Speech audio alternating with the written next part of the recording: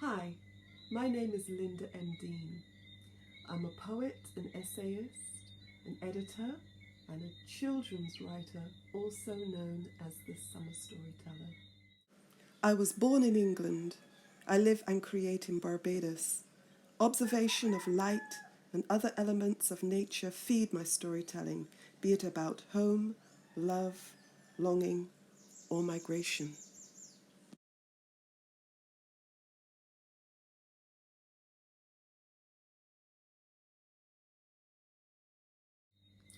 Through shutters half drawn he filtered, a pale cantata to end all sleep and sleeplessness, and frenzied all-nighters.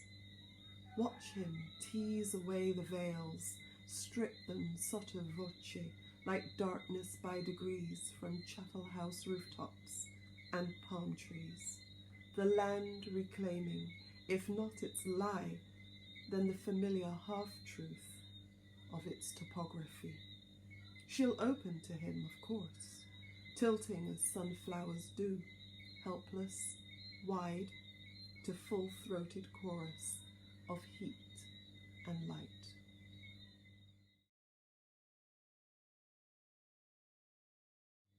Today, the rain does not fall in fat, warming spheres, does not tumble from the sky like a generous hipped woman or her big-bottomed sisters, does not bounce you hard or threaten to wash you away, does not quarrel for just an hour or two, enough to quench your parched earth, its thirsting mango or high-maintenance lime, does not fall in a manner that commands the starve-out croton and savannah grass to sit up and take note, does not upstage the sun briefly in his heavens before bowing out pretty.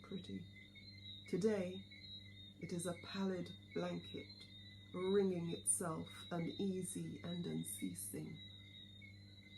Growing up under northern skies, there was rain like this, a thin, grey-suited miser cloned to the nth degree in free-falling monotony.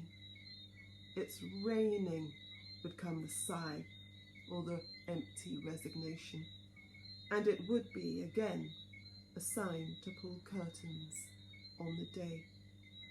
But not here, not supposed to happen where light swathes all it sees in a golden stream, and where, even if it falls all day, bringing with it a kind of blue, there is no gloom, no cast iron penny pinching grey, never grey, just blessings each time your lover says, rain falling.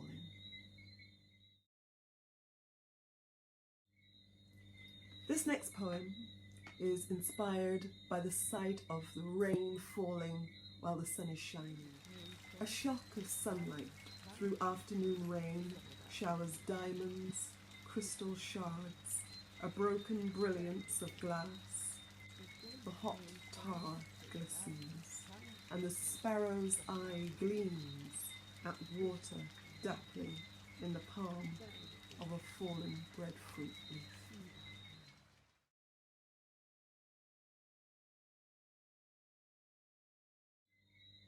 Light pools, filters through the silhouetted almond tree, branches, leaves, drool night rain onto a weary worker's brow. Street lamp serves no purpose here. Dull amber is fool's glow and only dims the way.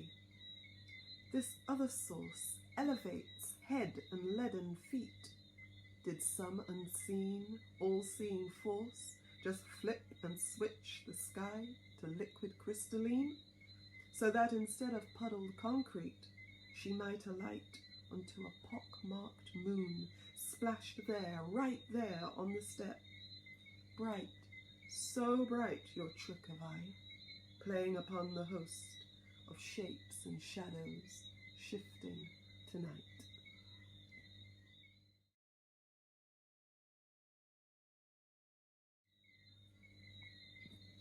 Blue-grey, aka light switch, springs from a collection examining migration, memory, and my mother's journey into Alzheimer's.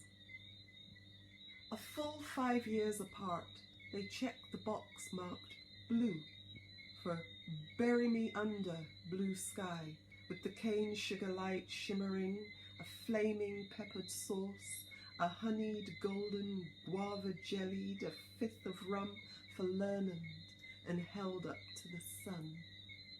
Cheers.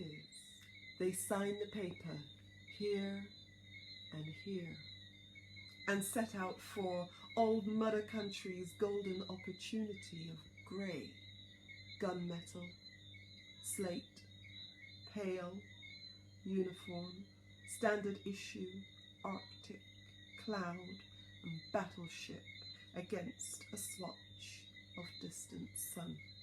4,000 miles away, on rainy Manchester's welcome mat they meet, conspire to be each other's sweet, new sunlit home from home for the next 50 years or so, until they recall the papers signed, the light switch in their heads, the swatch of colours, the box marked blue for sky, and bury me under, a box that's ticked and ticking.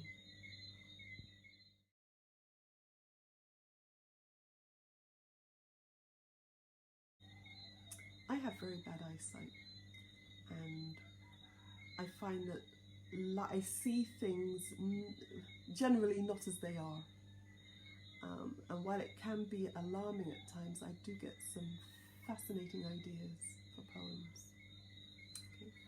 This is called The Blues Differently, and it's from a collection that imagines the blues as protectors, right? As a guiding force, almost like a guardian angel. Right? Okay. Night brings solitude. Purple heart louvers thrown wide, but the breeze finds no salt water upon my lips. Miles, uppermost layer in a day of heat and motion, gives way to the new coolness, but he's there still, sketching lament to the improvised rhythm of timber sighing and swaying after the day's swelter, and to the call of young men and dominoes on the street corner.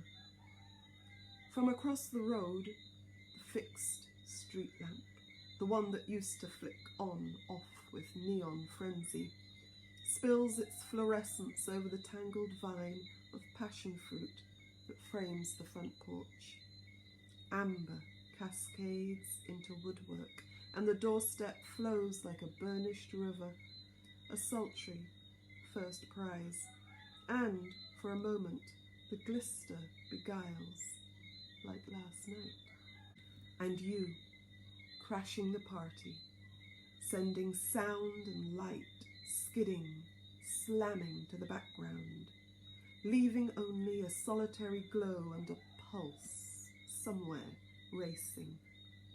You flashed cool brilliance, and we shared a moment, lips parted in half-smile, eyebrows arched to a tease, the discreet drinking in from head to toe, and a careless brush of fingers upon sleeve, but only for a moment, see, for you were not alone, and noting this, we let the moment go, called calm down upon our heads, into skin, nerve, gut, and bone, summoned back the bright faces, chink of wine glass and painted conversation, bade them reclaim foreground, and there was blood.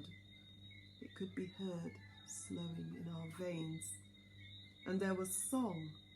It could be heard, the pierced notes, the dazzling imperfection, blowing in from a far-off place. Tonight, there is no salt water for the wind to chill. I could marvel at its absence, at the spill of amber on purple heart, at beauty upstaging sorrow where it hides in layers, waiting. An automobile spits and roars past the open window, skids on the corner, adding to the shglam of curses and domino. But this is miles away. All that registers is the amber light and the distant horn.